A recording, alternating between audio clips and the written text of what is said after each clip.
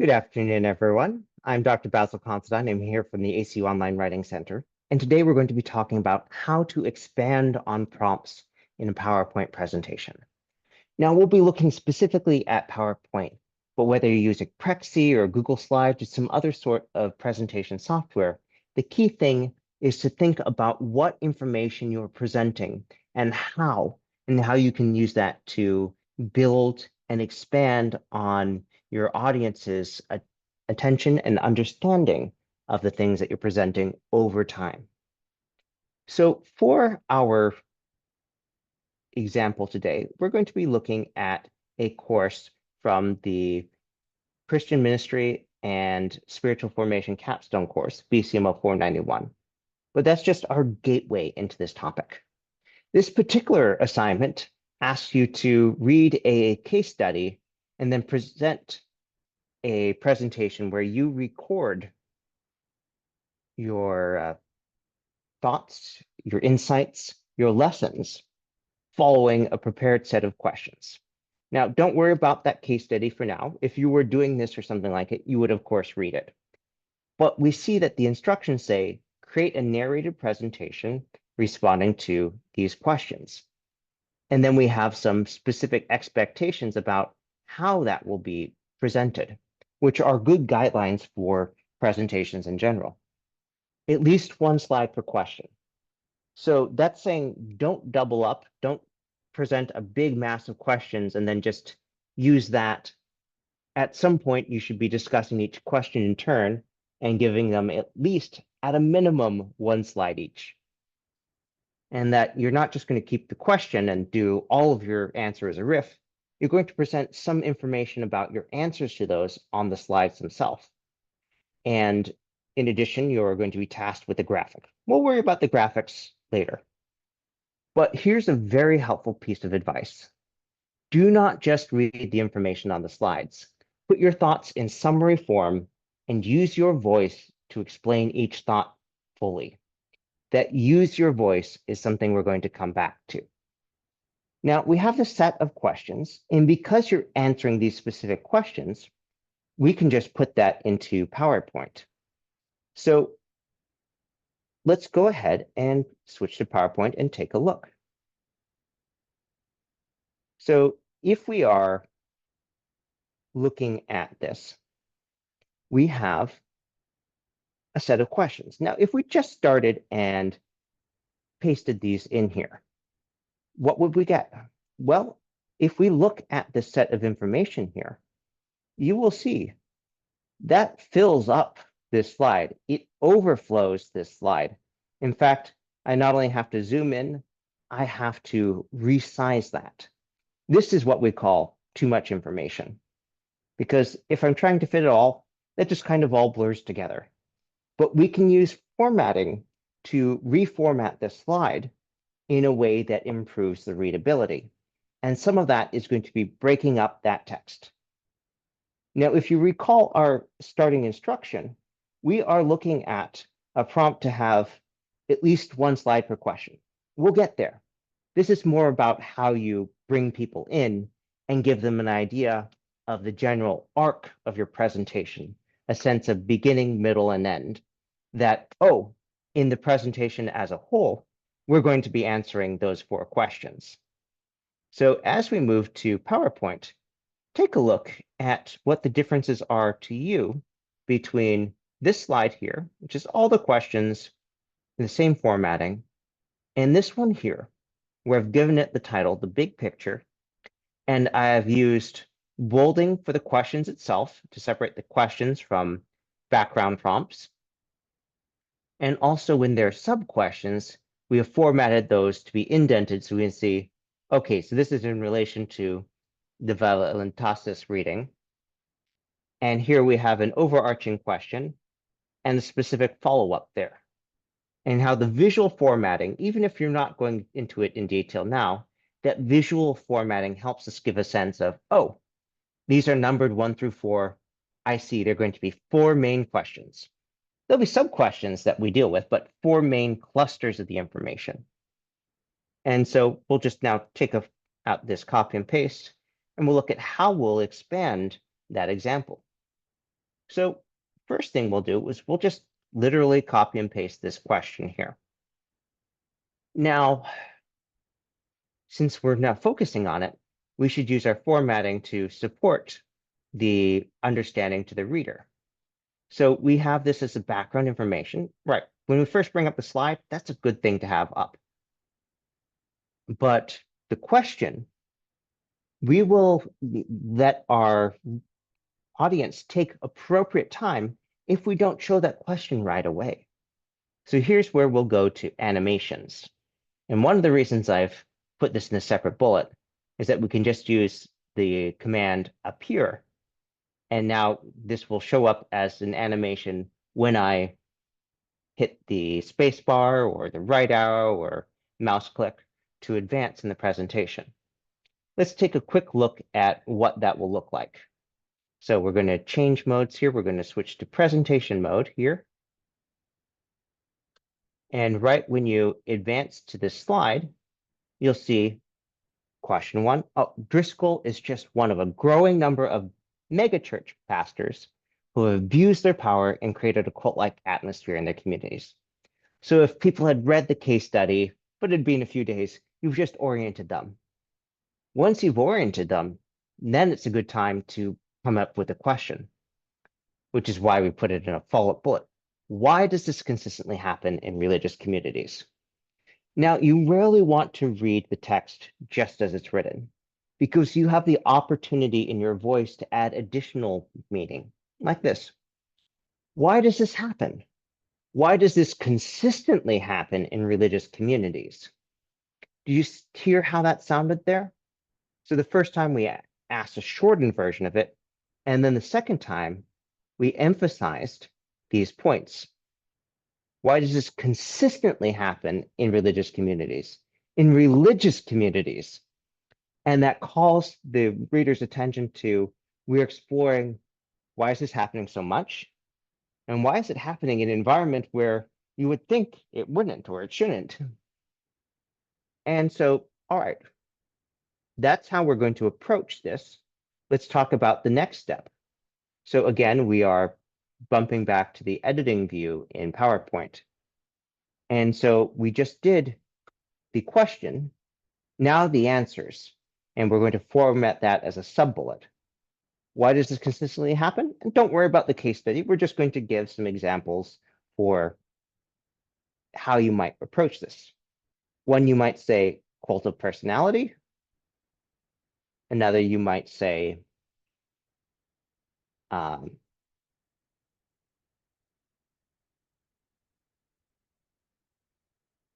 you could belief in community. Many people will stay with a group because they believe that the group transcends individual wrongdoing. Whether that's right or wrong, we're not going to debate that now. We're just giving some examples here.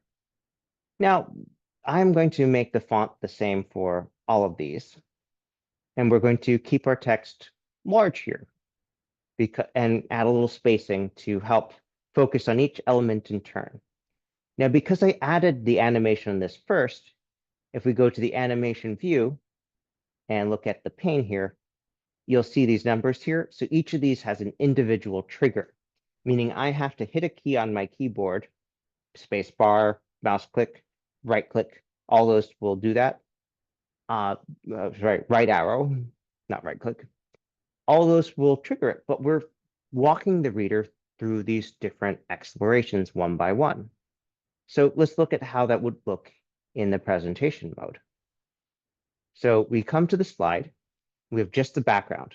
Driscoll is just one of a growing number of megachurch pastors who have abused their power and created a cult-like atmosphere in their communities.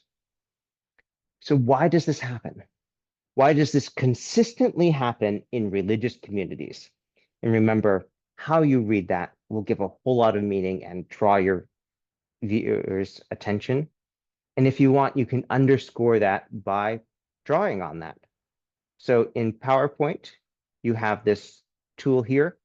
You can use the laser pen pointer, the pen, the highlighter. And let's use the pen for now. Why does this consistently happen in religious communities? And do things like that to draw people's attention. Because like consistently, why is it happening so much? Religious of all the places. Now, what we'll exit out of that mode. We can leave the things here, but we're just going to click on that to deselect the pen.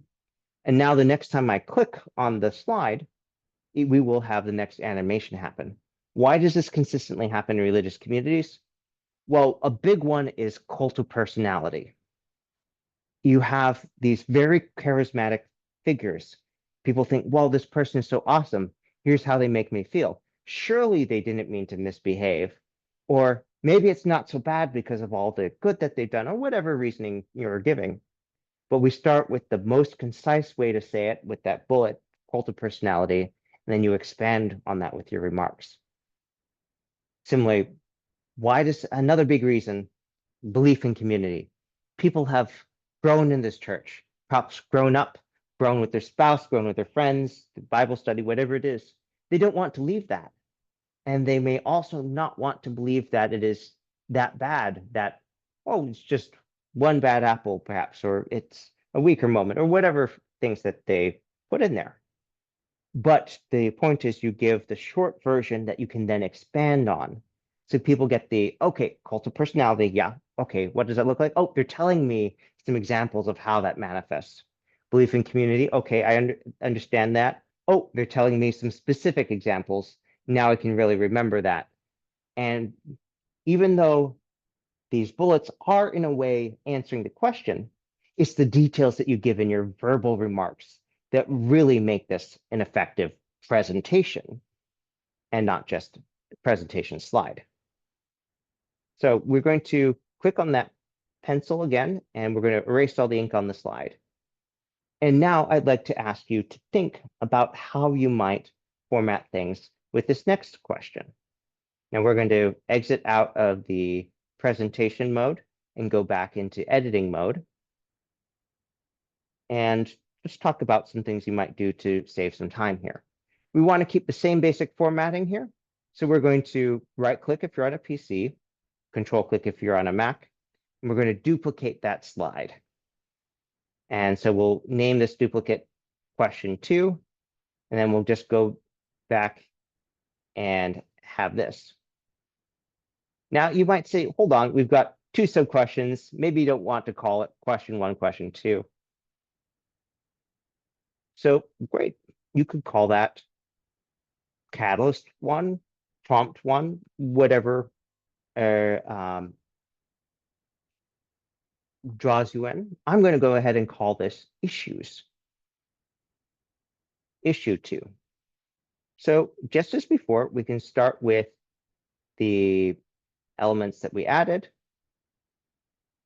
We could just paste in like that, and that it's basically there. But we're going to get rid of that formatting on the prompt. Think back to your reading. And we are going to now reverse one layer of the heading of those bullets. Now, this question the reading, yeah, that's an instruction to you. But when you're presenting this to your audience, what do they need to know? So in this case, we're giving ideas or lessons from Valantis. So we can just say lessons from Valantis, or Valantis says,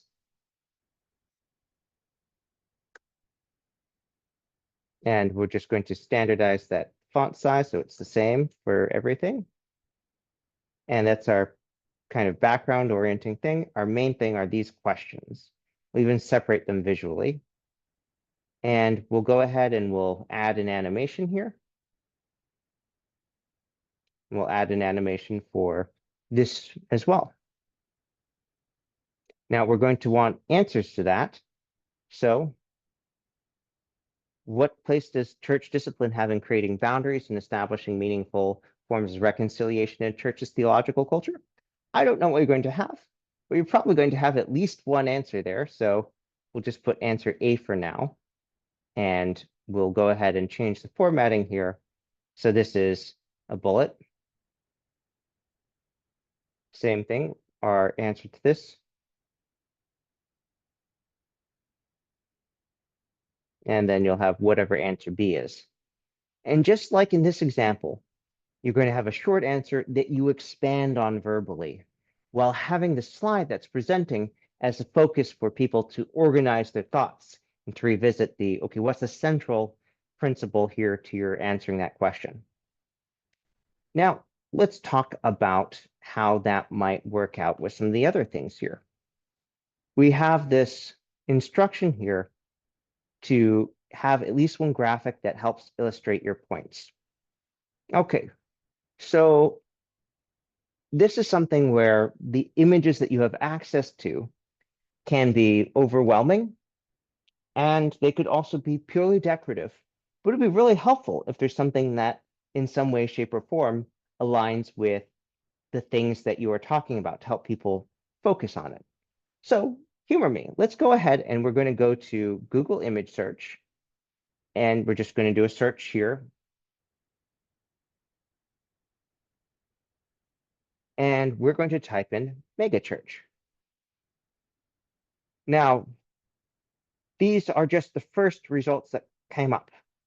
But especially for someone who has been to one or has some sort of pop culture experience, you look at this and you say, that's a lot. That's big. And I've been to a lot of churches in my life. The mega churches that would be football stadiums on their own. It's quite an experience. So whichever you feel is really anchoring and making real that sense of this is huge. Now here, this happens to be a megachurch theft. Okay, that's kind of topical. We're going to copy that image here, and we are going to go to our presentation, and we're going to embed that into the slide and see how that anchors things. Now, worry about the exact details of the layout afterward, because we want to think about what we're really highlighting with the questions and answers first. But we can also just go to layout here and pick a different arrangement if one suits us. We can also take the slide and manually reformat it. So this field here, we can make that take up just part of the width, and then we'll paste in this image. In this case, I don't want to cover up the ACU logo.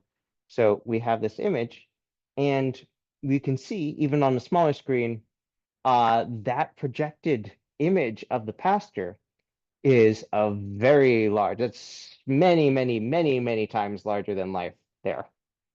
And this venue, you can see how small people are. That venue is huge.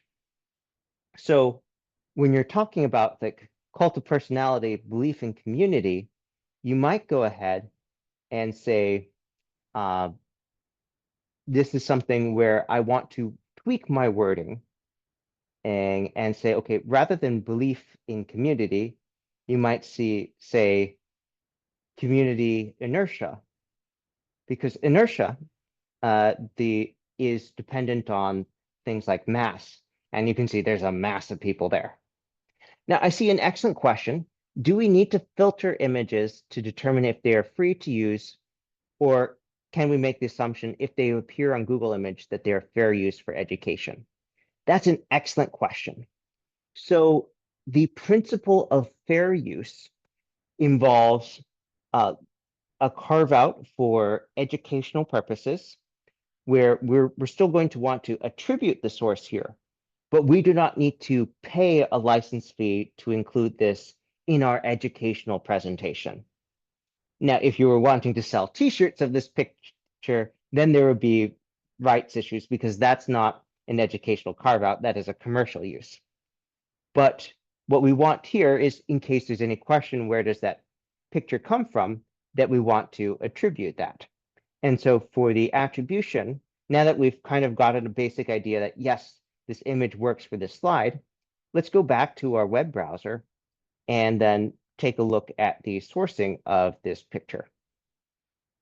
So I just grabbed it from this view here, but we can open up the article. This is an Associated Press article. And if we scroll down,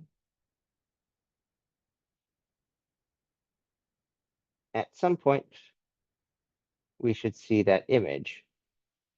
Now, we see here we have this navigation, and we get down here an attribution for the photographer. So that's Eric Kane. Let's zoom in here a little bit so it's easier to read. Eric Kane is the photographer. Houston Chronicle is the newspaper that originally ran it, and then it was syndicated to the Associated Press as part of their file of images. Now, if you were going to be doing a whole paper where you're discussing this, we might talk about the citations for that.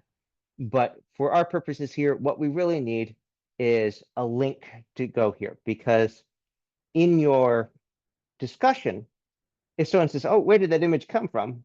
You're going to want to acknowledge that. Now, there are two schools of thought depending on what your audience is. If it's an academic audience, you usually want to have your sources listed visibly either on this slide or in the references or both. If it's just a less formal Q&A kind of thing that you're doing, let's say you're talking with a small group at your church, you might just keep that in the notes section so you can say, oh, let me send you the article later. Well, we're doing an assignment here, so let's look at where we might put that information here. So one thing we will want to do is just have the source listed there in some way, shape, or form. So I'm going to go to Insert, and I'm going to add a text box. So we can put anything in there. We're going to put that link. Now that's a little bit long. So, but we don't need it to be huge. We just need it to be there and visibly there for our purposes here.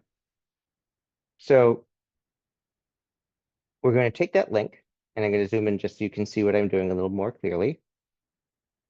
And then I'm going to insert a hyperlink there.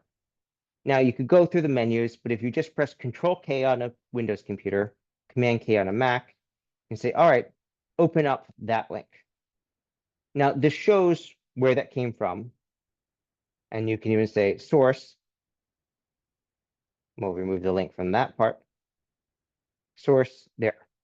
And so while there are things we could do to make that look a little more clear, the important thing is that we have an unambiguous attribution there. And if you were told to use full APA formatting in your slides, we then go and add a references slide where we give the full information here. But here we're just attributing an image. And so in most presentations, that'll be just fine. That was an excellent question. And please feel free to ask questions at any point here. So let's just briefly go through how you might lay this out with these other questions. So here we have kind of the framing question and then the let's dig deeper question.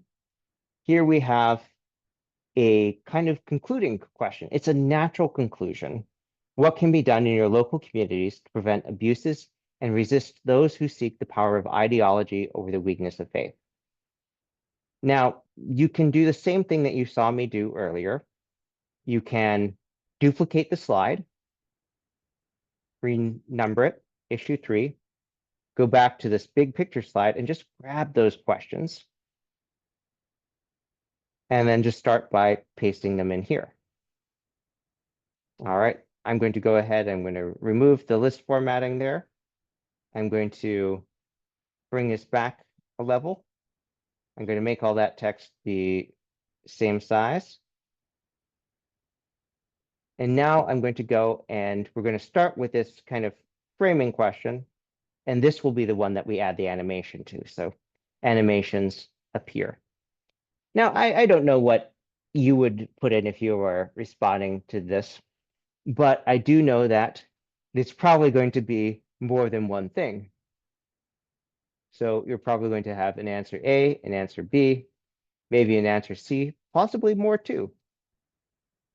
And so we'll take those and we're going to set those to be lettered. I'm sorry, to be marked with Roman numerals here. And so if we look at the animations here, we see each of these will appear separately. All right, let's look at how that looks as an animation. And then let's go back to the image question, because I feel like that might be something that people are interested in. So when we go into our slideshow presentation mode, you'll start, as soon as you go to the slide, you'll see that question. How can religious leaders, whatever your position, help victims of church trauma and abuse heal? That's a provocative question. It's such a provocative question. You might not want to immediately start responding to it, because if you're not pressed for time, it's good to let people think about that. And then you can say, and from that, how can the church as a whole make amends to those who are abused and reconcile with them? And that question will land differently if you've given them a chance to ponder the first one a little bit. Now, what will your answers be? Well, you could start putting them in after this framing question here. You could also start putting them in at the bottom here, because this is kind of orient your thoughts, and this is the part that we're responding to here. This might even be something where you break it up and you have each of these, the framing question, the sub question, on separate slides, because it's, this, how do you heal from something terrible? That's not something that's exactly going to be quick or easy to do. Forgiveness is divine, and one of the reasons we know it's divine is that it's so hard to do. And moving on to actually not just forgive, but to heal, that's something that you can certainly talk about a lot, because we don't necessarily have good answers for that. All right, I think you can do the fourth prompt of transferring this question to a slide here on your own. Let's talk about how you might go about searching for a visual model here, something that will help keep people in. And in fact, let's talk about some of the things that you might not want to do. And again, we're looking at this question here, issue 2. What place does church discipline have? So if we headed over to Google image search again, and we just searched for church discipline, what does the Bible say about church discipline? Maybe that's the direction we want to go. What is the process? Here we have a model for discipline and leading to excommunication. All right, that is another way you could go. And this is coming from a Baptist church. Many denominations will have different approaches in keeping with the particular emphases of their branch of Christianity. This one has a flowchart of things where it says, if he or she repents, you have won them, the discipline process ends. So that's saying, oh, repentance is the way that we come to our natural conclusion here. I don't know which you'll choose. You could very easily create your own one. This one here, this has more of a justice is blind connotation, because you see the balanced scales of justice, but the blindfold. You could use that, and how you talked about it would dramatically affect how you went on that. So actually, that's a great example. We're going to take that and we're going to copy that into our presentation. We'll walk through the attribution process, and then we'll talk about some of the different ways that you could expand on that. So again, I'm going to grab this border here, and I'm just going to move it here. I'm going to paste this image. It's too large. So we've resized it. And I can go ahead and grab the link for there, because right now our focus is not on attributing everything with an APA references. It's acknowledging, hey, this image came from someplace, and having that link there. If your assignment instructions say you should acknowledge everything in APA style, then we'll talk about those rules. But you also might see something like this. So here, the reason this is so long and why it starts with google.com and not being something like this, which starts with the website with the article, is because I copied this directly from the Google Images page here. So if I want that probably shorter link here directly to the website, I want to load the page. And now I'll go ahead and take the link there. And you'll see that in my slides,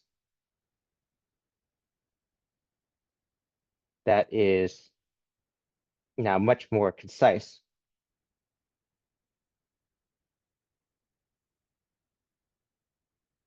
All right, so let's talk about how this might manifest in practice. So we're going to go back to the presentation mode here. Let's say we started with this.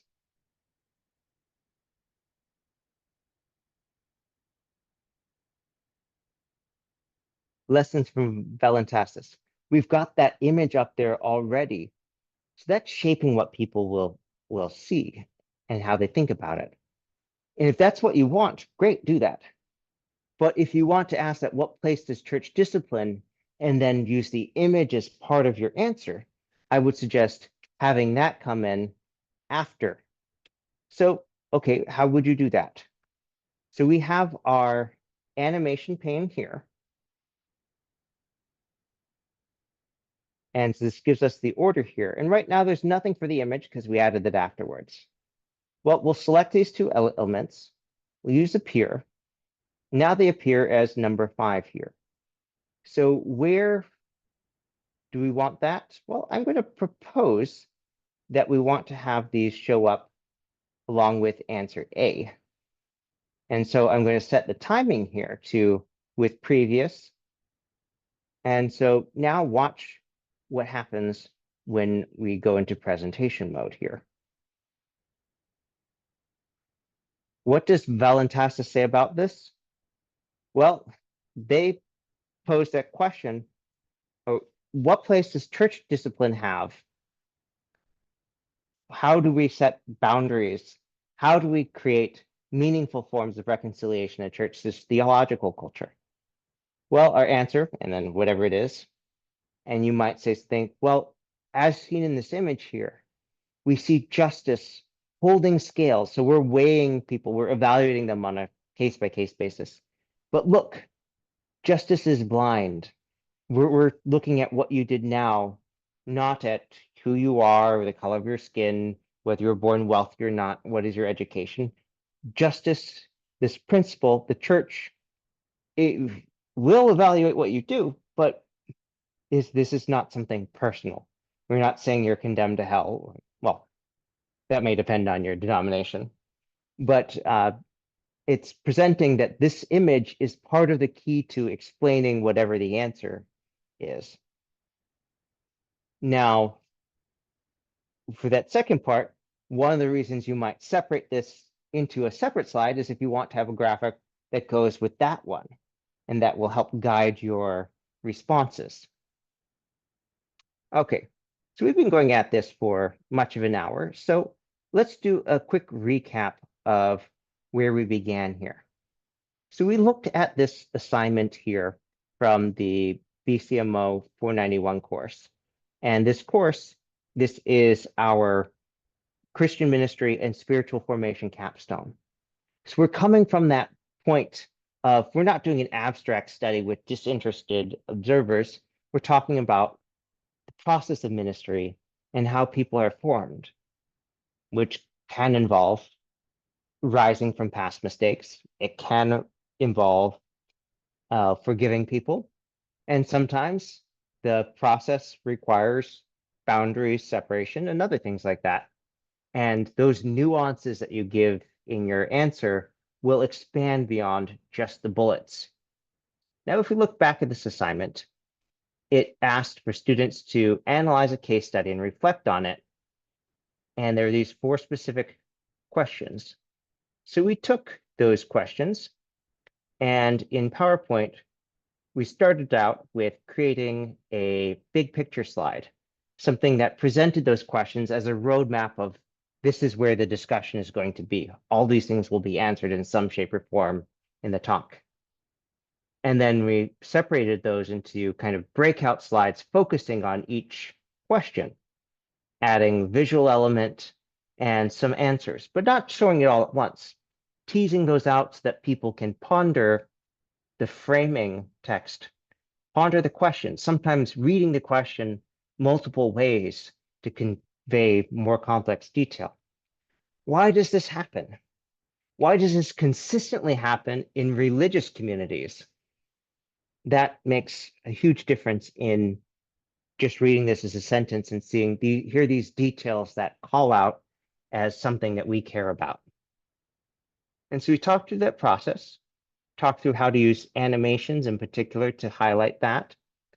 We talked about how to include a quick citation of the source of the image.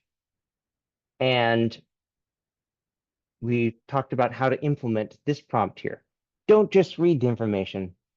Put your thoughts in summary form and use your voice to explain each thought fully. So I hope that was helpful today. As a reminder, at the ACU Online Writing Center, you can come and talk with us about any project, anytime. It can be just starting. It can be you have partly written. It can be you've got a whole thing that you're looking to revise and improve.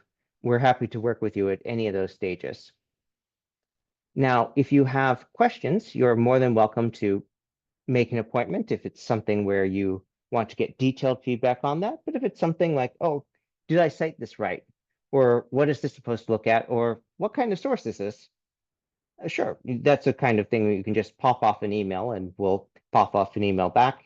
Now, the worst thing that might happen is if it's something that really is an appointment-sized set of questions or requests for feedback, we will say, oh, great, go ahead and make an appointment. We'll help you there. But most of those short things, if it's just 10 minutes for us to take care of, we're happy to take care of that via email. If you want to make an appointment, go to my.acu.edu and under groups, select the Online Writing Center and follow the instructions for making an appointment.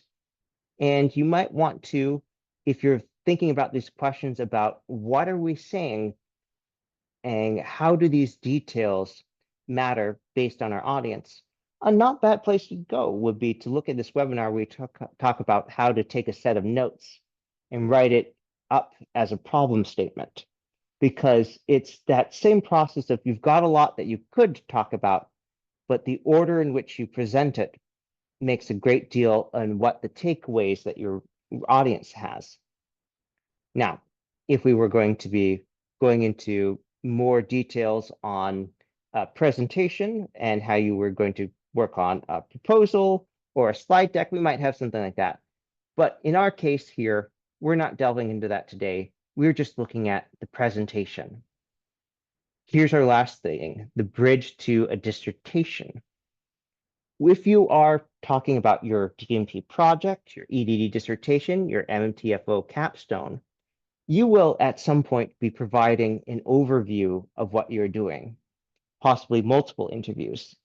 The analog for our table of contents here is that slide you saw earlier where we listed all of the prompts and say, okay, these are the questions that we're going to get to. We'll focus in on them, but this is your big picture, because it helps to know, oh, these are the things that are being discussed and not discussed.